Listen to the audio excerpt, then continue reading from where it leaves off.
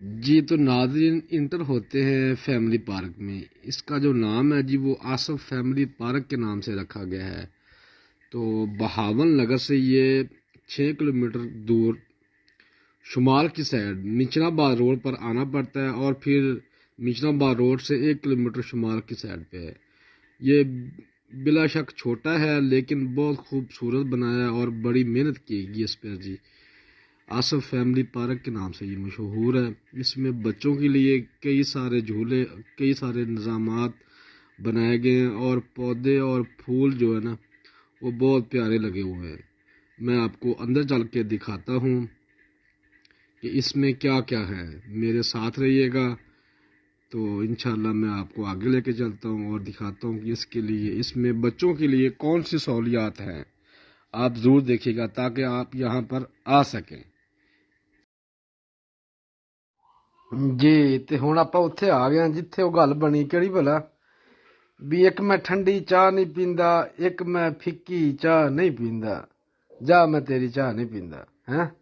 تے اے جی چائے واسطے ماحول بنایا گیا. کیتلی ایڈی وڈی بنائی ہے کہ پورے ضلع نوں بھاویں پوا دیے پھر بھی بچ جانی ہے. نال 4 کپ اور جڑی سینری ہے جی ویکھ رہے ہو تسی، ماشاءاللہ بڑی خوبصورت بڑی پیاری بنائی ہے جڑے کاریگر نے بنائی ہے. تے اے ویکھو جی بابا دا ٹوٹنی تو بھی چھوٹا ہے گا کئی حصے تے کیتلی وچ تے بڑا پھر چاہ آ جاندی نا جی. یہ چاہ اسی انہاں کول لے کے نا جی یہ پوانی ہے سارے بیلیاں یاراں نوں اللہ دے حکم نال بہت جلدی یہ اسی منگوی لے جانی جی تے جا کے انہیں چاہ بنا کے سارے یاراں بیلیاں نوں اکٹھا کر کے نا جی اسی اندے وچ چاہ پلانی ہے. ہاں جی تیار ہو جو چاہ پین واسطے.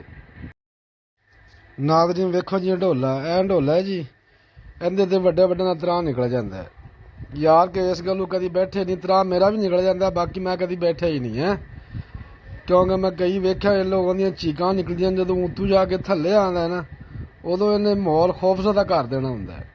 حالانکہ ڈگدا نہیں بندہ باقی تروں کڑھ لیندا ہے. ایک تروں ہی تو ہوندا ہے پھر بندے کو تانوں پتہ ہی ہے. تے عید والے دن آپاں آنا اتنے آ کے ویکھنا بھی کہڑے کہڑے بندے دا تروں نکلدا ہے جی. تے چیکاں پی جاندیاں نے اتنے. ہاں جی عید والے دن اللہ خیر کردا آپ اتنے ہوواں گے تسی میرے نال ہوو گے تے میں تہاڈے نال. اتنے پھر تہانوں میں وکھانیاں نے بھی چیکاں نکلدیاں نہیں نکلدیاں گل سچی ہے کہ نہیں سچی. ہاں جی انڈولا جہڑا ہے نا جی یہ واقعی چیکاں کڈ دیندا ہے.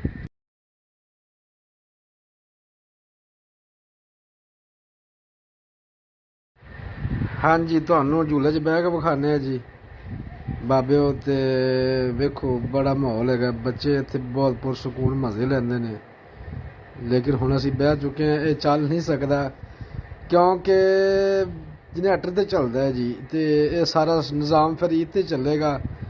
اج دا تہانوں نظام ایویں وکھانے تے پھر نیکسٹ جدوں اسی نہیں آنا پھر اس وقت تہانوں جھولے لے کے وکھانے نے بھی جھولے کیویں لئی دے نے. ہاں جی بچے بھی ساڈے نال ہون گے اور اسی بھی اتنے انشاءاللہ نا عید والا دن جڑا نا وہ موجود ہونا ہے آصف فیملی پارک. ہاں جی بالکل جی مزے لینے نے بچیاں نوں. سانڈے تے ہن کی لانے بالاں نوں مزے تو آنے نے. بابا جی کیسا لگ رہا ہے؟ کیا بات ہے. میرے بچپن کے دن کتنے اچھے تھے. آج ہمارے بچوں کے لیے چودھری خالد گجر صاحب نے بالکل بہت خوبصورت پارک میں جھولے لگوائے ہیں. بہت پیارے بڑے اچھے کھلونے. بہت اچھے. میں بہت دنوں بعد آیا ہوں. جب حاجی آصف صاحب کے پاس ہوتا تھا تب آئے تھے. صحیح تو بہت زیادہ خوبصورت ہو گیا ہے. کیا بات ہے جی واقعی بھائی خالد گجر صاحب نے بہت پیارا جناب بچوں کے لیے پلے گراؤنڈ جو بنایا ہے. بڑی بات ہے. ایسا ہونا چاہیے جی. خوبصورتی میں اضافہ ہی کرنا چاہیے. تو خوبصورتی سے ہی ساری خوشیاں اور سارے رنگ ہیں. اللہ جمیل و یحب الجمال. اللہ خوبصورت ہے اور خوبصورت چیزوں کو پسند کرتا ہے. یہ بیل بوٹے صاحب اللہ ہی کا تو ذکر کر رہے ہیں. بالکل جی بالکل.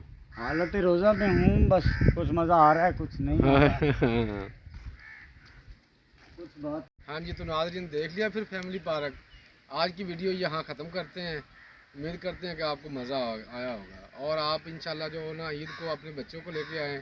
یہاں سیر و تفریح کے لیے جگہ بہت مناسب ہے اور بچے یہاں بہت خوش ہوتے ہیں.